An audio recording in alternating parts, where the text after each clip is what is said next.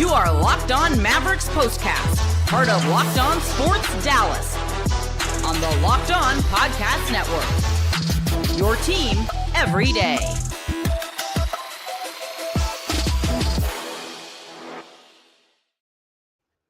Well, on another tough night when they only had 9 players available, the Mavs not only lost another player, they lost the game and the season series to the Houston Rockets by the final of 133-96.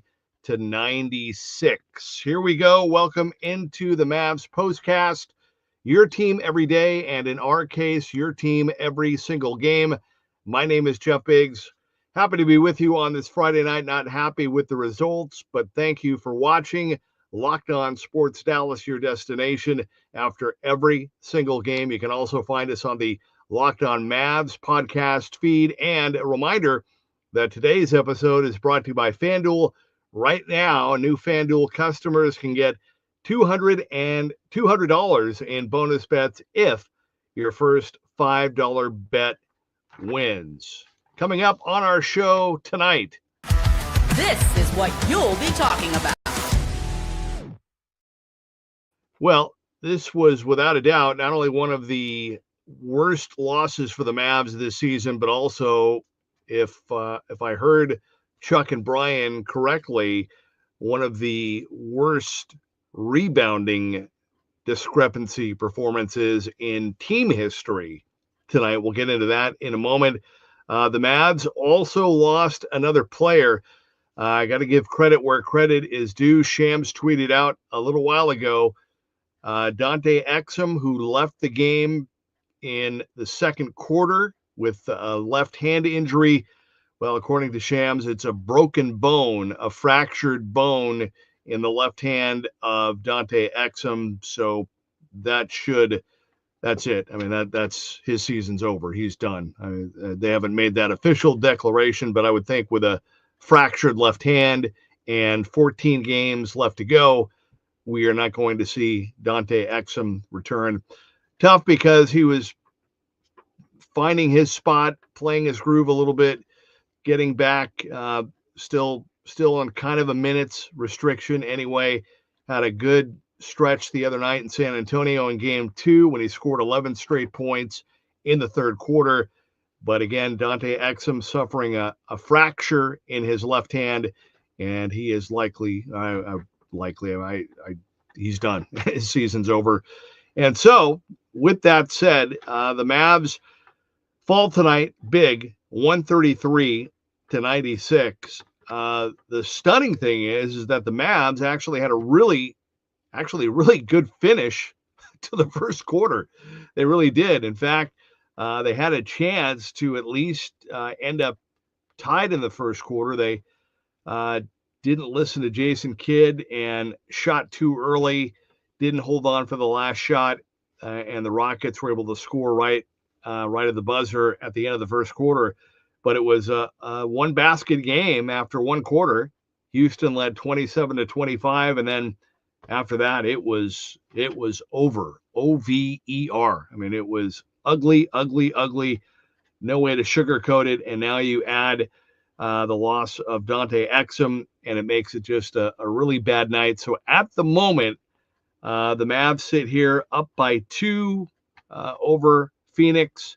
The Suns are underway now at home. They're back at home tonight taking on Sacramento. So we'll see what happens with that. And, of course, the Mavs are now coming back home. They will have a rare, kind of weird Sunday matinee, noon start against the depleted Philadelphia 76ers. But this one was tough, 133-96. And, again, even tougher with the likely season-ending loss for Dante Exum with the fractured bone in his left hand. And so that will leave the Mavs with 8 players, although it appears that maybe P.J. Washington could return Sunday. Maybe Jaden Hardy as well. We'll have to wait and see on that. Haven't heard anything else on any of the other injured players, and I think that will be a case of information will be given on a need-to-know basis, but that's where that stands.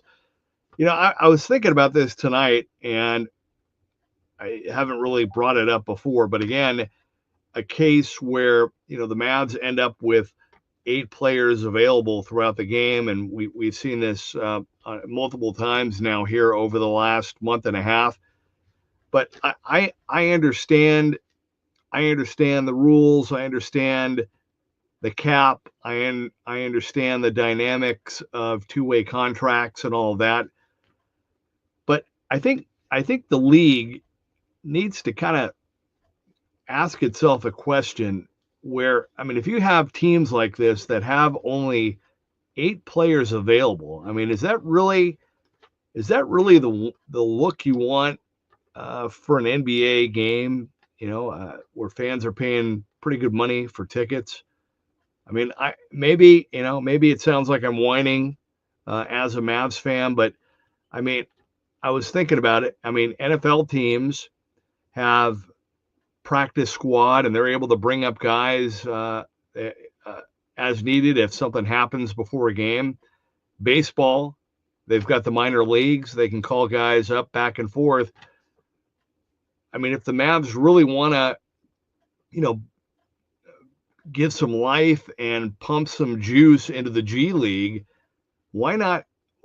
I don't understand why, in a case like this where the Mavs clearly, they don't have the bodies, why not let the Mavs call up a few players on a game-to-game basis as needed to fill out their roster in situations like this? I just don't. It just not a good look. Just not good all the way around. And I just don't think it's good product. It's not a good look. And I just don't understand. It shouldn't be that big of a deal or that hard of a fix. So anyway, coming up, we will talk more about the numbers from this one. The numbers are not good, but we will tell it like it is. And also, we want to hear from you via the comment crew. If you want to jump in, give your thoughts on the game, the team, the final stretch, 14 games left to go.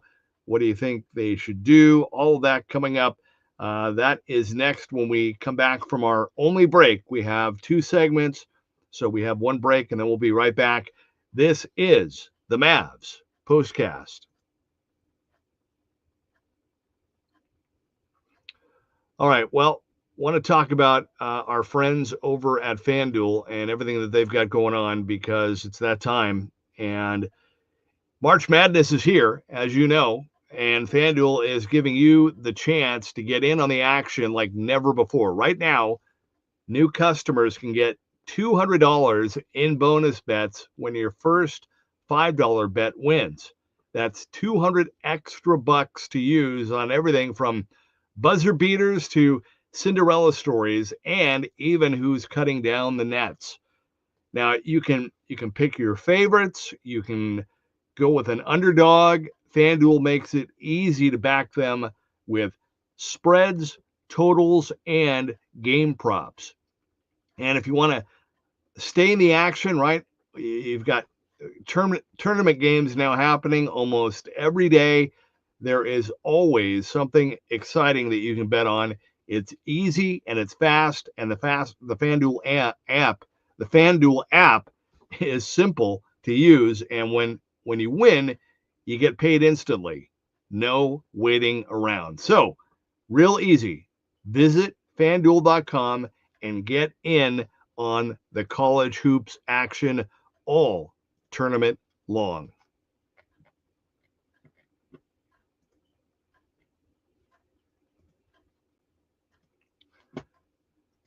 And do you ever check your bank account and wonder, where did all my money go? Between dining out, online shopping, and entertainment, it's really easy to lose track. That's where Monarch Money comes in, your personal CFO, giving you full visibility and control over your finances. Now, Monarch Money isn't just a budgeting app. It's actually a complete financial command center. You can track all your accounts, investments, and spending in one place. So you just stop managing your money and start building your wealth. Now, a couple of things, surprising insights. When you start using Monarch, you realize just how much you were spending on, say, food delivery, right? You thought, well, I thought I'd budget smarter. Well, now you can, and you can save more. All in one convenience. Instead of juggling multiple apps, so you can use Monarch to check your finances, track spending, and even plan long-term goals. It's easy collaboration. Managing money with your partner is smoother than ever. You can track and shared personal accounts. You can set goals and stay on the same page without the stress. So, real easy. Take control of your finances with Monarch Money. Use code LOCKEDONNBA at monarchmoney.com for 50% off your first year. That's monarchmoney.com, code LOCKEDONNBA for half off your first year.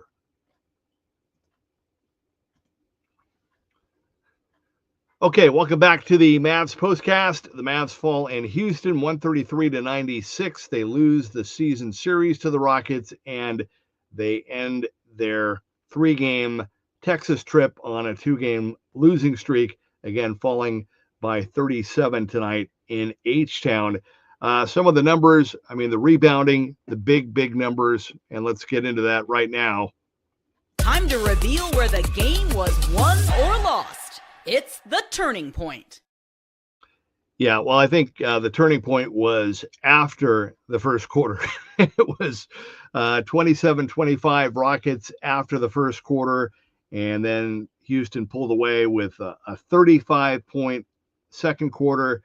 The really big pull away was after halftime. You look at the first quarter, Dinwiddie actually had 9 points in the first quarter. Not bad.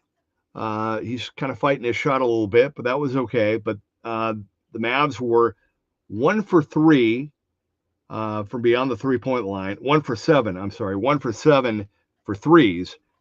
And they were out rebounded in the first quarter, 17-10. The Rockets went up by 13 in the second quarter.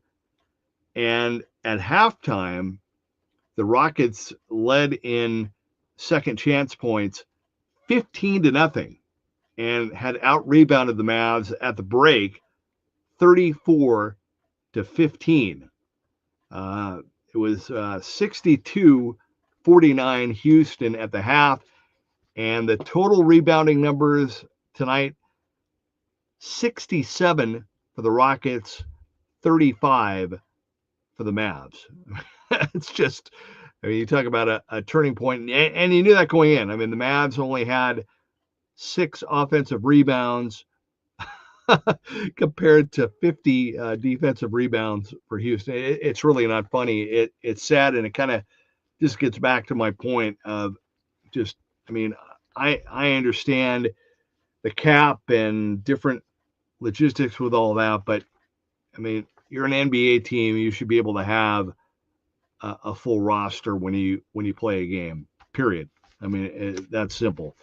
As for the Mavs player of the game in this one tonight, this is the Locked On Player of the Game. I go again with my guy, Brandon Williams, who just continues to impress, continues to grow, and continues to show why I hope he's going to be a part of the Mavs' future. 25 points in 26 minutes off the bench, 11 of 14 from the field, 5 rebounds, couple assists, played a really solid game, 2 3-pointers, but just running the offense even more effectively, playing both ways, and just doing a really good job. Also trying to play good on the defensive end as well. So I'm going to give it to Brandon Williams. Again, another good game for Naji, 21 points in 34 minutes in the start tonight. He was 8 of 15, had 5 rebounds, 3 assists, but again, I love the way that Naji plays the game. Attack, attack, attack. And he's been, I think, feeling more and more comfortable every single game here. Like I said the other night, I mean, this March so far has been the best month of Naji's NBA career, and he's playing like it. Kessler Edwards, a very quiet 12, but he had 6 rebounds. But the thing about Kessler Edwards and his 12 tonight, he knocked down 2 more threes. And so, very quietly, he's starting to find that shot. I think he's doing everything that he can to try to play big defensively to help the team out. But I thought he played really well. Again, we told you about Dante Exum, left the game in the second quarter with a fractured bone in his left hand. His season's done. I don't see why they would, try to have him play through that. That makes no sense, or would try to have him wear a cast or something like that. It just doesn't make any sense at all. Caleb Martin, a very quiet 8. Spencer Dinwiddie with 20 off the bench in 35 minutes. He's playing a lot right now. He's trying, doing the best he can, doing a little bit better. I mean, he was really in a funk. He's kind of coming out of it. We talked about Brandon Williams. The guy that I'm really, really feeling for right now is Max Christie.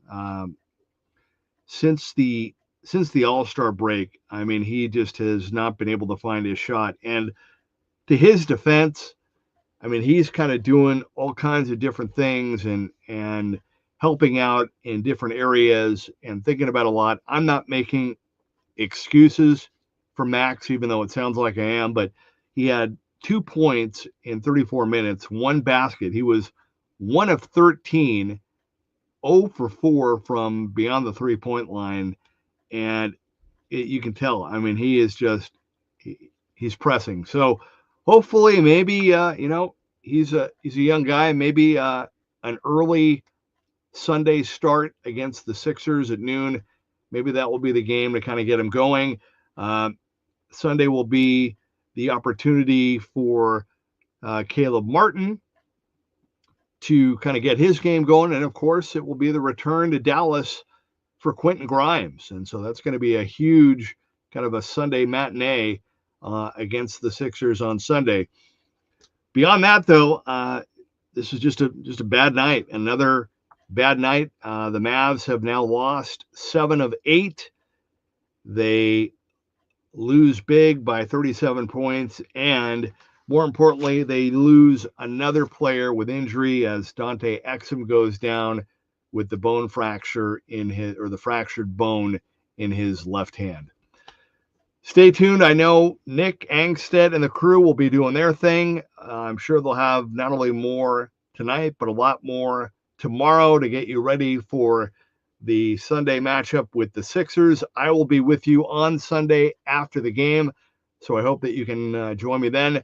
Would love to hear your comments via the comment crew after that game on Sunday night. But thank you. Thanks for hanging with me. I wish it was a better outcome on this Friday night, but enjoy the rest of your night and the rest of your weekend. Talk to you on Sunday. This has been the Mavs Postcast.